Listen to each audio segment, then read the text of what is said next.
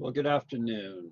This is Dr. Stritmatter from Coppin State University, coming to you from my home office in Baltimore, Maryland. And I've got a PowerPoint about evaluating internet sources for ethos and integrity. So without any further ado, let me move to share my application screen.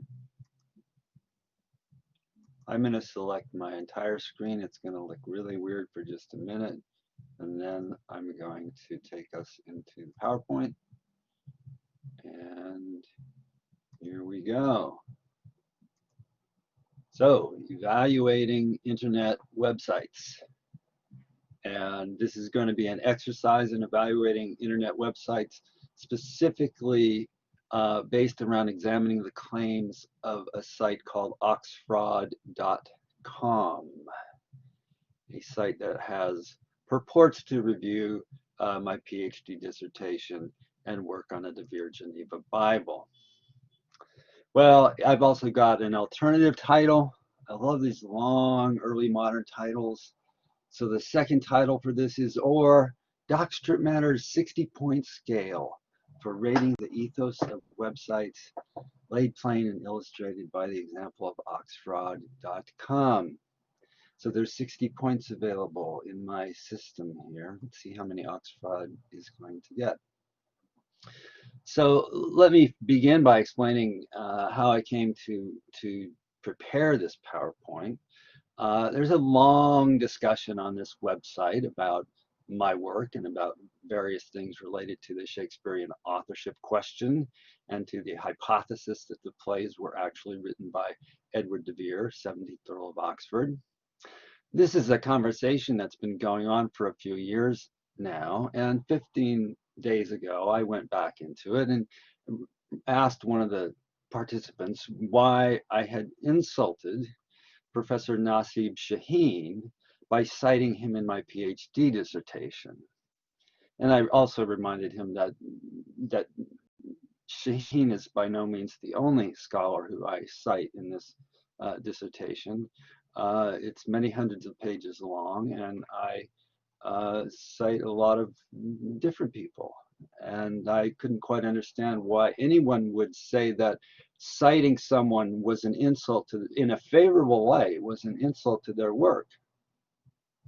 So I said, and also it was stated that my dissertation is flagrantly unsound.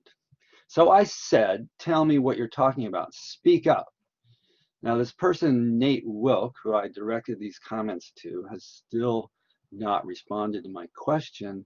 But as you can see below, I did get a couple of people. Oh, it took them about 2 weeks.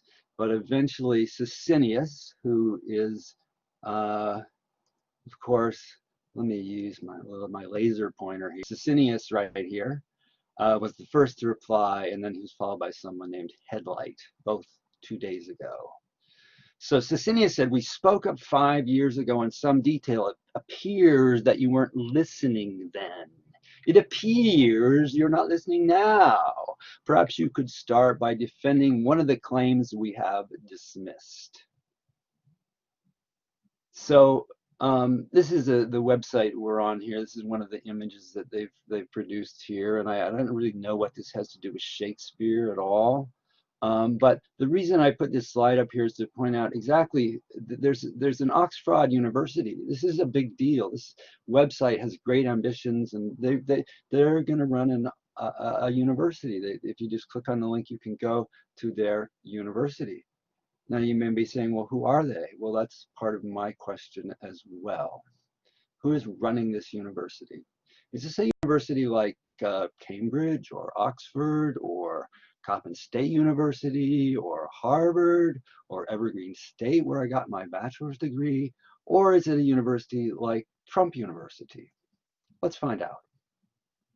So here are 5 questions that we can use to evaluate the reliability of written sources, and particularly, of course, I'm talking about written internet sources.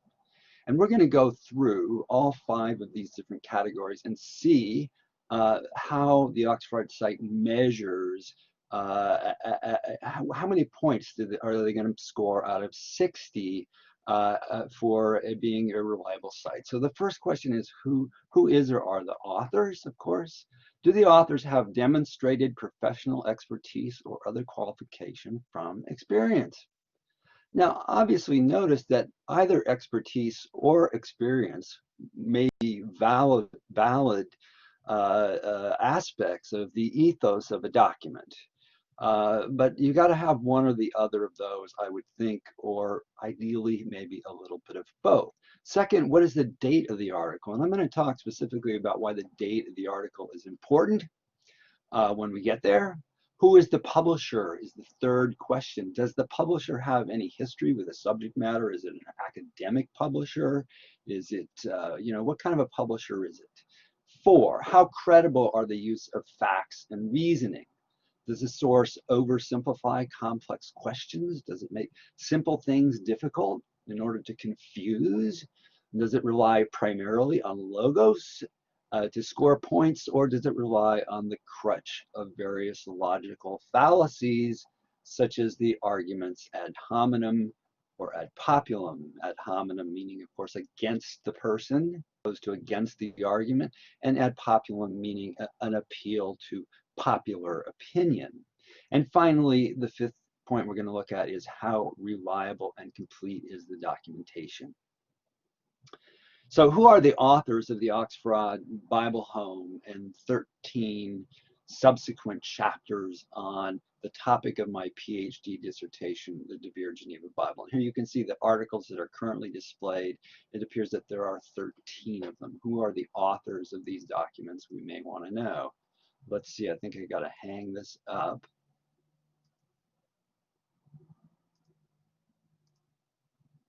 So, right, while I was hanging that up, you were working on the problem. There are no authors here at all. Not a single author, not a single one of these extensive and detailed and multi-page documents has an author attached to it. So what would our conclusion be from that? Well, the authors of these documents might be distinguished scholars with strong track records of publication on Shakespeare, on the literary uses of the Bible, on early modern religious sentiment and discourse, etc., etc., etc. Or they may be a gang of internet hacks working in one of Alexander Putin's troll factories, for all that can be ascertained from this website. We cannot award any points in this category. And so I conclude in the first category, this website scores 0 out of 10 points for authorial ethos. Remember I said there's going to be 60 points in all that are going to be available. So when were the articles written? So I'm going to keep track up here. 0 out of 10 for authorial ethos. So when were the articles written is our second category. And I told you I was going to explain why this is important, okay?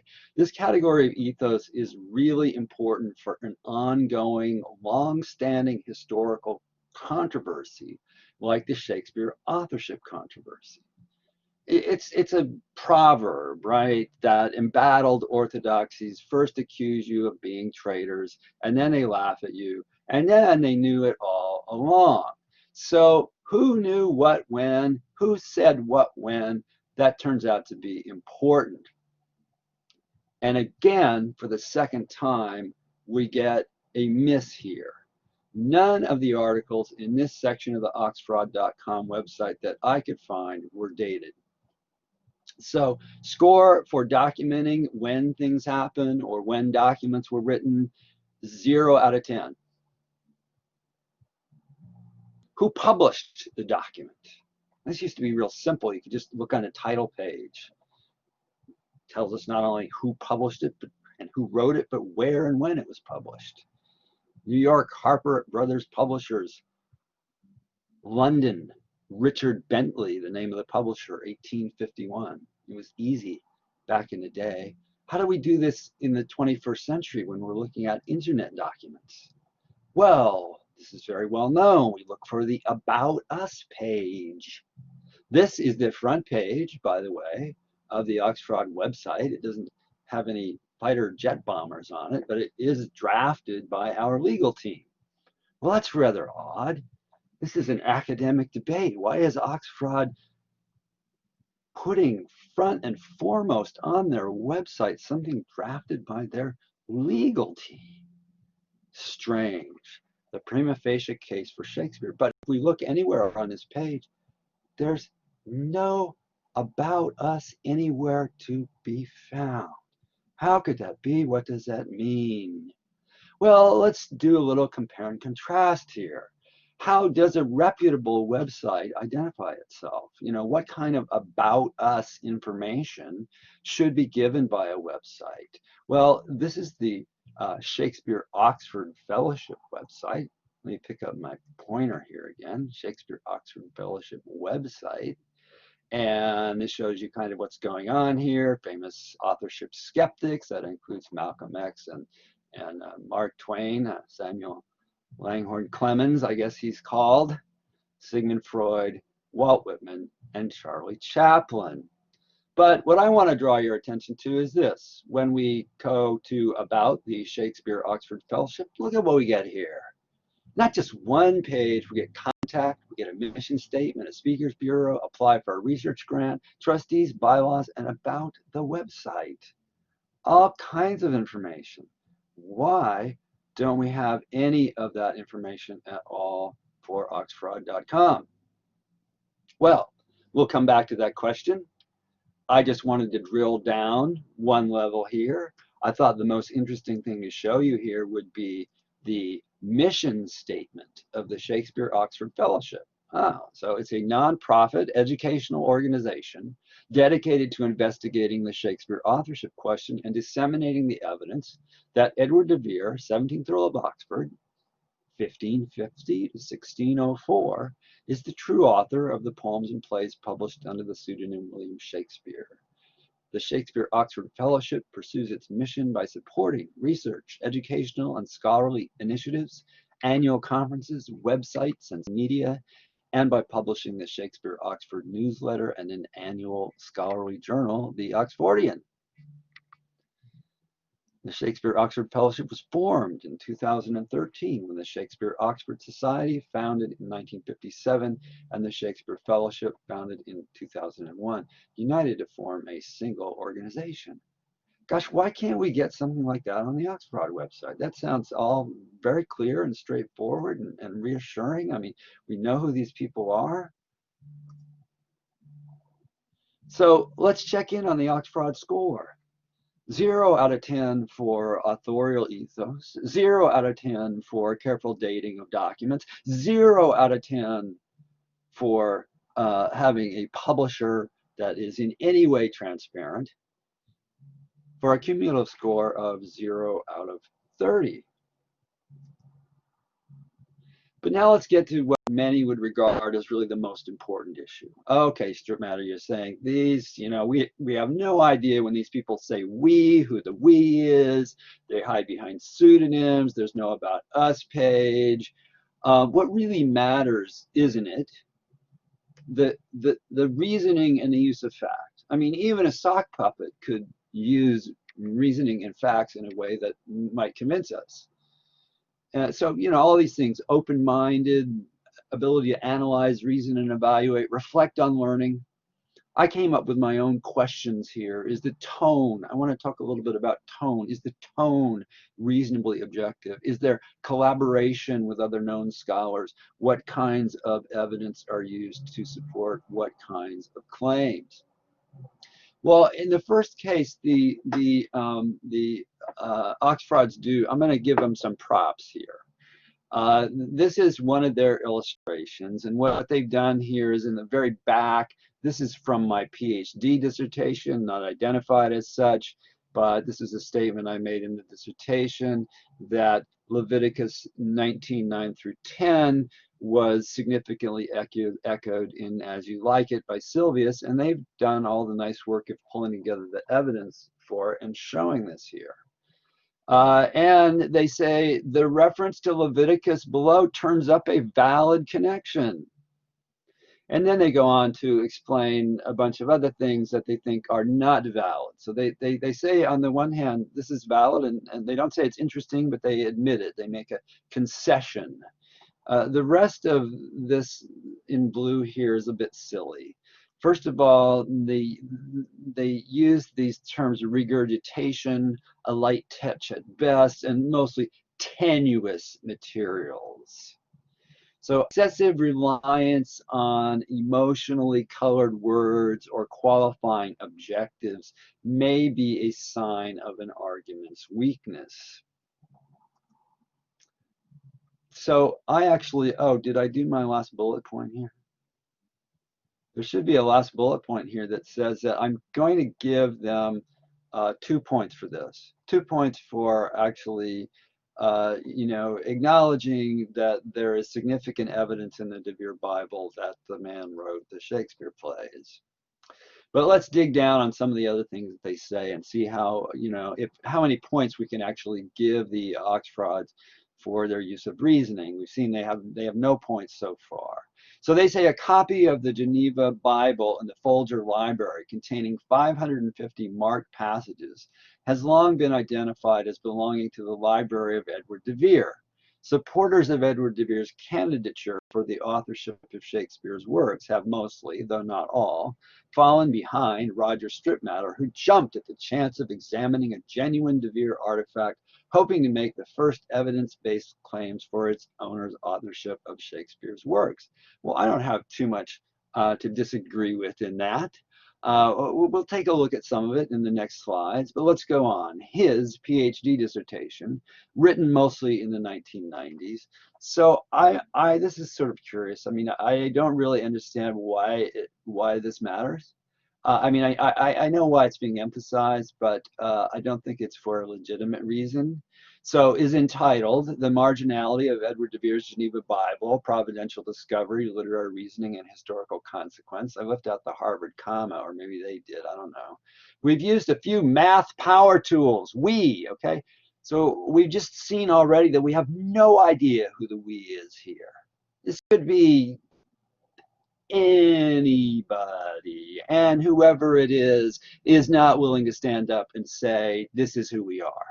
So we've used a few math tools to look at the connections between the marks in the De Vere Bible and Nasib Shaheen's database of biblical references to Shakespeare. Well, the one we were just looking at is not in Nasib Shaheen.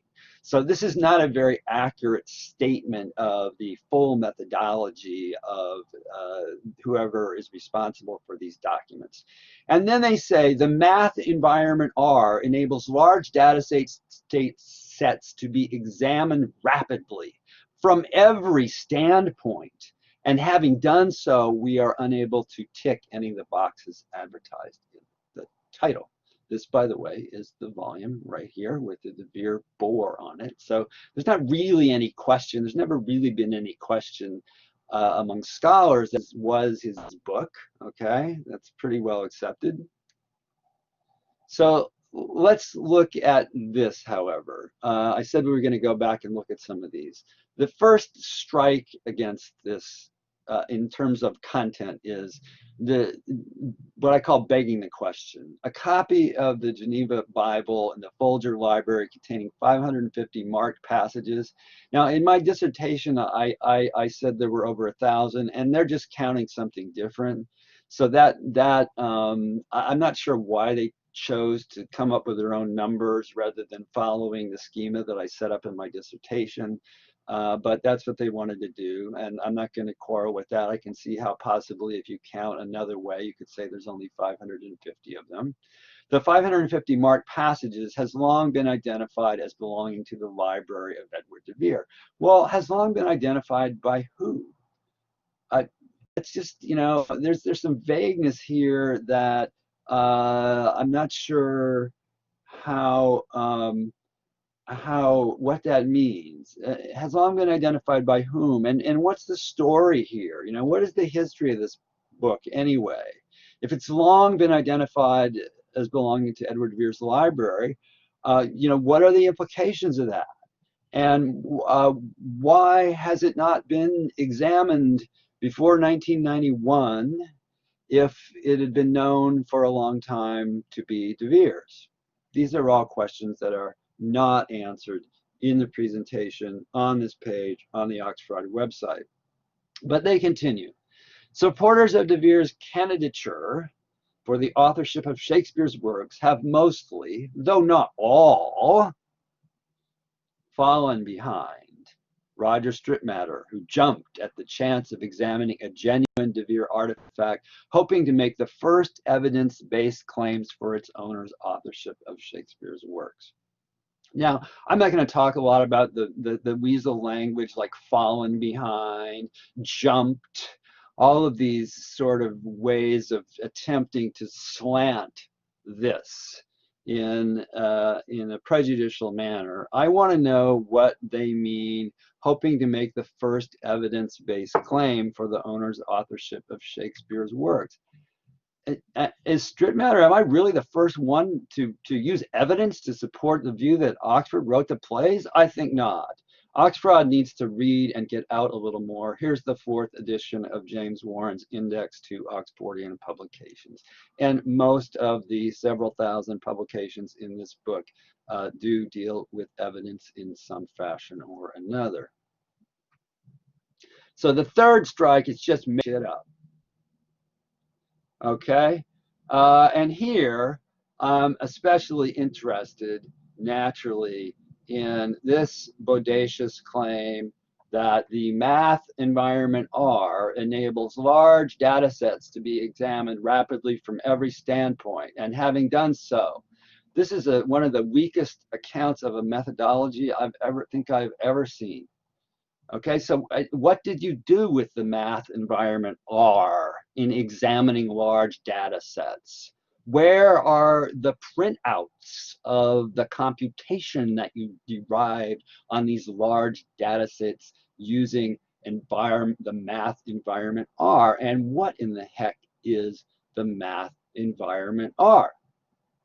Well, I'm not a mathematician, but I determined in less than 60 seconds on Google that no one has ever heard of the math environment R except for the Oxfrauds. Maybe they meant something else. It sort of sounded a little bit like that.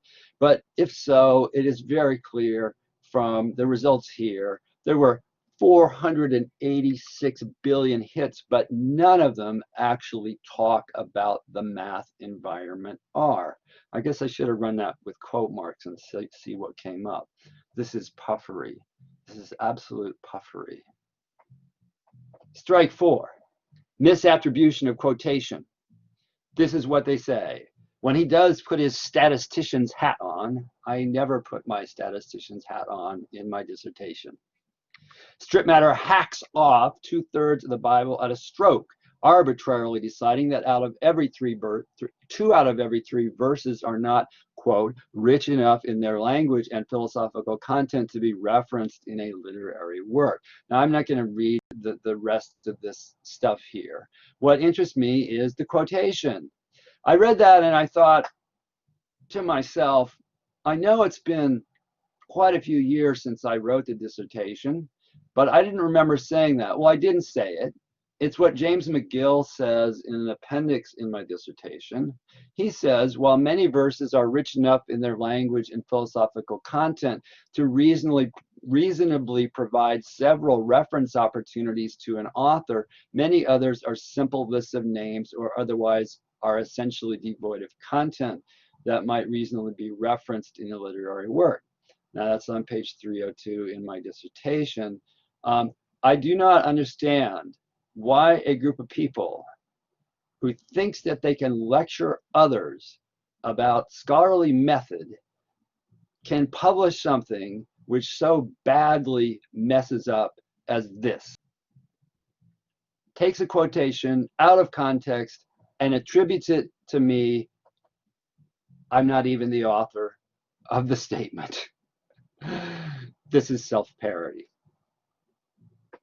So to sum up, and the score, I hope you've been keeping track on the score.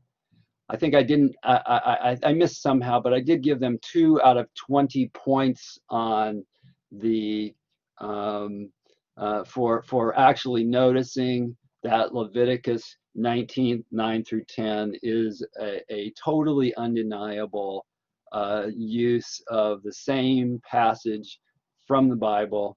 That verse passage appears revised according to the dramatic circumstances of the play in As You Like It in the lines by Sylvius. So to sum up, though, we could not find anything about who the Oxfrauds are, who they represent, what their qualifications are, or any of the other preliminaries conventionally used to assess ethos. Instead, those responsible for this website hide behind angry pseudonyms. We could not find basic information, such as when or by whom the articles are written. We saw that the website, despite exhibiting a generally weak use of reasoning and many elementary mistakes, makes astonishing admissions about the evidence. How about that? Unfortunately, we also found recourse to logical fallacies, and even what I would call unidentified flying methodologies, UFMs, such as the magical math environment R, which it is alleged has single-handedly debunked my observations, with no detail, of course, having been provided. So, oh, here it is. We will award the Oxfraud site 2 points for sometimes finding a pearl in the mud of their own confused logic. The remaining category is documentation. Now, we could spend a lot of time talking about documentation. I've only got one slide about it. These are the 9 articles that I've published in Oxford University Press's Notes and Queries between 1997 and 215. We've already seen that the Oxfrauds seem to need to go out of their way to point out that the dissertation was written 20 years ago, and the implication is Dr. Stritmatter hasn't done anything since then, and he doesn't know what he's talking about, etc., etc., etc. Since we still don't know who is behind this gossip site, this character assassination site, this anti-intellectual site, we don't know whether any of those parties have actually themselves published academic articles on Shakespeare and the Bible. But until they explain to us that they have, I would say that we don't have to pay too much attention to them, and that in fact on the final category of documentation that we would again give them 0 out of 10 points. The least you can do when you are making petulant demands in internet discussion of a well-published author is to do that person the simple dignity of actually knowing what they've written and what they said and responding to that rather than making up shit on your own. So I'm just about done here. I can't finish this PowerPoint without asking this question: what's in a name? This is the website here. We were not able to find out anything about its backers or you know who was actually writing on it. But it does have a name, and the name is Oxfraud.com. So the very existence of the authorship question reminds us of the primeval human importance of naming things as a way of knowing them. What will we discover if we apply this principle to the name Oxfraud? Think about it for a minute. Why Oxfraud? What is that about? Well, you're right. That is what it's about. It's an ad hominem. The website is an ad hominem. It's named after an ad hominem. It's an attempt to call Oxfordians frauds. Not a very competent attempt. An attempt that is really shaped in the form of a boomerang, if you ask me. So I just like to end with the doctrine of the fruit of the poisonous tree. According to Wikipedia, that's a legal metaphor used to describe evidence that is obtained illegally. The logic of the terminology is that the source, the tree of the evidence or the evidence itself is tainted, and then anything gained, the fruit from it, is tainted as well. That applies to my way of thinking very directly here. And in fact, the whole logic involved in this website is an illustration of the relevance and the necessity of having a doctrine of the fruit of the poison tree whenever we're talking anything really important. So this is my last, or maybe my second to the last slide. So why create dozens of carefully illustrated pages attacking a PhD dissertation written and approved almost 20 years ago that the participants in the discussions on the site claim has had zero impact? Okay, it's not had any impact on scholarly thinking. What is motivating the Oxfrauds? The search for truth? Or is it the defense of the tired cliche that Shakespeare wrote Shakespeare? So this is from the same discussion, and one participant, Nitwitted, had several years ago, excuse me, 5 years ago, I think, asked the question of the creators of this website, can you jerks be any more dishonest? Which I quoted here very recently. And I said 5 years later, the question has been answered in a ringing affirmative. But it's not, it's not my response that I really want to call your attention to. It's this one by, let me pick up my laser pointer, by debunking, who said to Nitwitted 2 years ago, Nitwitted, I'm late to this party. Favoring Mark Twain in his clear English, I'll give him credit for the following. It is better to be late than never arrive. To my eye, and I consider myself eminently fair in this matter, having only come to it in recent days, the primary evidence, and in this case it is direct evidence, is that Edward de Vere actually owned his own Bible that he could read, refer to, and make notations in when writing creatively. I would actually say he wasn't making notations in it when he was writing creatively, but when he was doing his religious devotion, and that his memory of those verses carried over into his creative work. But other than that, I think this is right on target. Whether he referred to that Bible when writing the plays of Shakespeare appears probable within varying degrees. As stated, he had a Bible. In a Bible match analysis with Will Shakespeare, Mr. Shakespeare left no Bible, books, or writings which can be ascertained. In fact, there is no record he was educated at all, nor even knew how to read. The only known examples of the Stratford man's writing are 6 cribbed signatures from different documents that are not even spelled consistently and are devastating to the bard contention. Once again, even in signature, Edward de Vere has an artistic flowing handwriting belonging to a man of letters. Shakespeare did not.